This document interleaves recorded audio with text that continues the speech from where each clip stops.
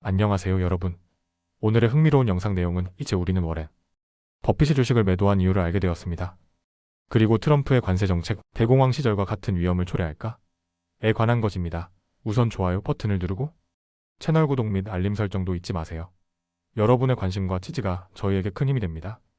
첫 영상은 오마하의 오라클이라 불리는 워렌 버핏이 최근 대규모 주식 매도를 단행한 이유를 살펴보겠습니다. 월스트리트 저널의 분석을 기반으로 시장 상황과 버핏의 투자 전략을 쉽게 풀어드릴게요.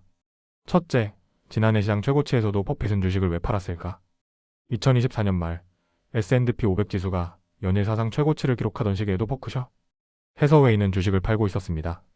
당시 시장 분석가들은 왜 버핏이 상승장을 외면하고 매도를 선택했는지 이해하기 어려워했죠. 하지만 이제 그 이유가 점점 더 명확해지고 있습니다. 둘째, 2025년 주식시장 조정 예측. 최근 시장이 흔들리면서 버핏의 매도가 성견지명이었다는 평가가 나오고 있습니다. 실제로 버크셔 해서웨이는 2024년 4분기 동안 50억 달러 규모의 뱅크 오브 아메리카 주식과 30억 달러의 시티그룹 주식을 매각했습니다. 또한 브라질 핀테크 기업 NU 홀딩스, 케이블 업체 차터 커뮤니케이션즈, 시리우스 XM 소유, 주 리버티 포뮬러 1 등의 지분도 줄였죠. 둘째, 버핏의 투자 원칙으로 비싸면 판다. 버핏은 가치 투자자로 유명하죠. 4분기 동안 주식시장은 고점을 향해 달려갔고 이에 따라 기업들의 밸류에이션이 과도하게 상승했습니다. 버핏은 너무 비싸진 주식은 가치 투자자가 피해야 할 대상이라는 원칙을 고수하며 매도를 결정한 것으로 보입니다. 셋째, 정치적 불확실성과 경제 변수. 버핏의 매도는 정치적 요소도 반영한 것으로 보입니다. 트럼프 전 대통령이 재선될 경우 관세를 다시 부과할 가능성이 높다고 공개적으로 밝혔는데요. 2018년에도 미국의 무역 전쟁으로 시장이 흔들렸던 것을 고려하면 이번에도 비슷한 충격이 예상됩니다. 그리고 미국 경제의 핵심 이슈인 인플레이션이 여전히 높은 수준을 유지하고 있으며 연준은 금리 인하를 서두르지 않을 수도 있습니다. 이는 기업 실적과 소비자 지출에 악영향을 미칠 가능성이 있죠. 넷째, 버핏은 여전히 주식을 믿는다. 그렇다면 버핏이 주식시장에서 완전히 발을 뺀 걸까요? 아닙니다. 버핏은 여전히 애플 주식과 같은 핵심 보유 주식은 유지하고 있습니다. 2024년 4분기에는 유일하게 주류 제조업체 콘스텔레이션 브랜드를 매수했습니다. 버크셔 해서웨이는 역사상 가장 많은 현금을 보유 중이지만 여전히 주식을 주요 투자 대상으로 보고 있습니다. 다섯째, 앞으로 주식시장은 어떻게 될까?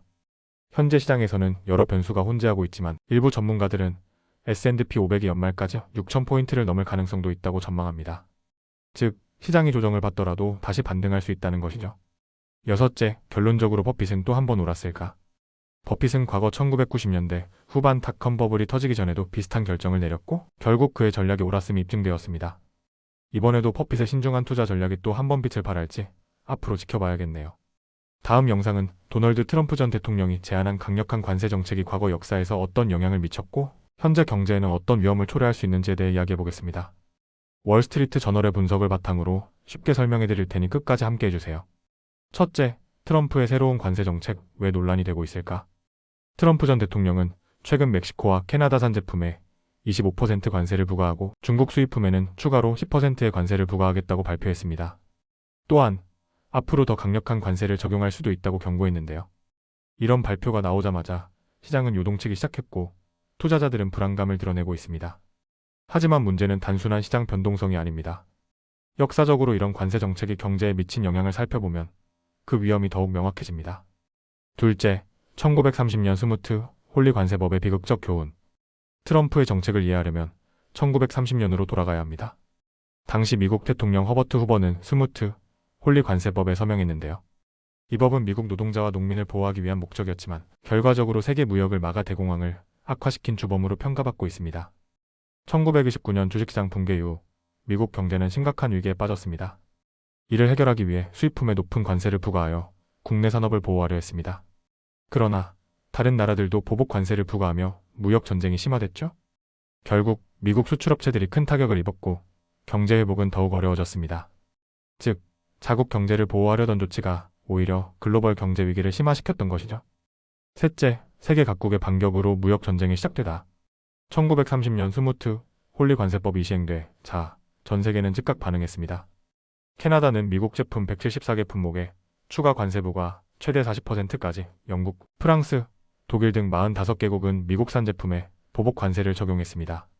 이로 인해 미국의 수출이 급감했고 경제는 더욱 침체되었습니다. 이 사례는 오늘날의 상황과 매우 유사합니다.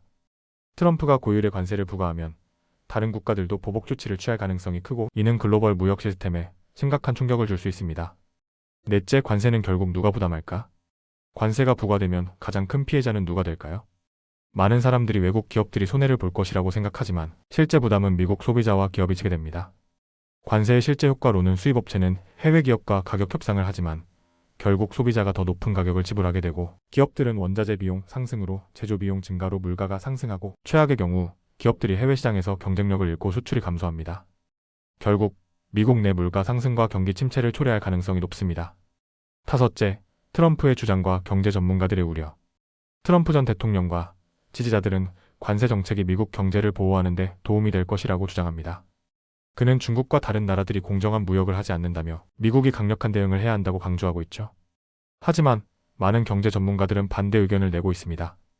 보호무역이 아니라 자유무역이 경제 성장의 핵심이라고 말하는 것이죠. 과거 경험에 비춰본 전문가들의 우려사항은 무역 전쟁이 격화되면 미국 기업들이 피해를 입는다. 물가 상승으로 소비자 부담이 커진다. 그리고 글로벌 경제 불확실성이 커지면서 투자 심리가 위축된다. 여섯째, 역사는 반복될까요? 트럼프의 관세 정책이 대공황 시절과 같은 결과를 초래할지는 아직 확실하지 않지만 분명한 것은 과거에도 보호무역이 오히려 경제 위기를 심화시켰다는 점입니다. 이번에도 세계 각국이 보복 관세를 부과하면 미국 경제가 오히려 역풍을 맞을 가능성이 크다는 것이죠. 결론적으로 정리하자면 트럼프의 관세 정책은 미국 경제 보호가 목적이지만 부작용이 클 수 있다. 역사적으로 보호무역 정책은 경제에 악영향을 미친 사례가 많다. 글로벌 무역이 위축되면 결국 소비자와 기업이 피해를 입는다. 오늘은 여기까지입니다. 다음 영상에서 더 유익하고 흥미로운 내용으로 찾아뵙겠습니다. 이 영상은 투자 의견이 아닙니다. 매우 감사합니다.